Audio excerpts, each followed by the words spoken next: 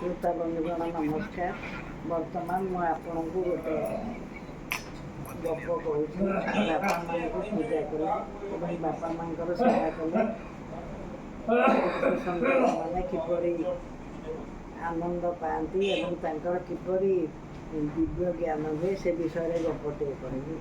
पूर्व काल जड़े ऋषि थे। से ऋषि जितेबले बहुत ज्ञान था से थे तीर्थ करने बाहर एपरिका गाड़ी मटर ट्रेन पत्र नाला लोक मैंने चली चली जाते जंगल भीतर दे से पड़ूला बाघ भालू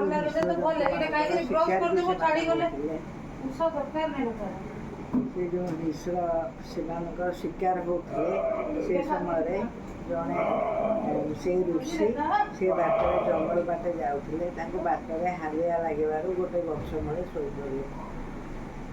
ऋषिंकर बहुत ज्ञान थिला किंतु ऋषि जिते शोई पड़े से वृक्षरे एक चढ़ई मलत्याग कला। यह मलत्याग कर ऋषि रागरे जपरी गछ गले पक्षीटी चाहती उपरक सागे सागे पक्षीटी क्रोधरे जलिकी पाउंस होकर तले पड़गला। यह देख ऋषि बहुत अनुताप कले एवं तार प्रायश्चित करने से गाँ मानक बुलवाक गले। गाँ मानक जिते गले किए देखिक भिक मुठे देला तो किए देखलानी एमती होकर गोटे व्याध घरे पहुँचले। से व्याध तार जीविका है धनु सर धरी जंगल शिकार करे तार परिवार को चलाए। यहीपरि से व्याधटी जपरी ऋषि को देखला सांगे सांगे कहला हे ऋषि तुम पक्षी परी तुम क्रोधर पात्र नुह पक्षी नुहे। यह देख ऋषि आश्चर्य हो गले व्याध केमती जानला पक्षीटा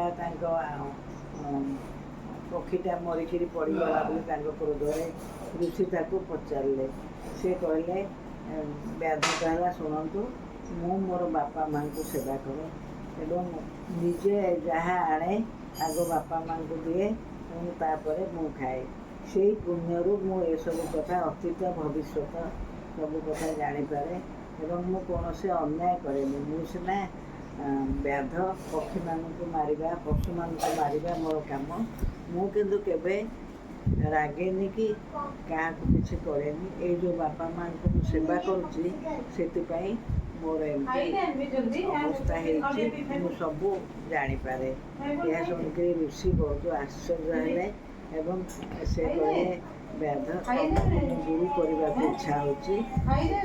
व्याधटी कहला हूँ आप मत गुरु करूँ आप क्रोध को दमन करूँ।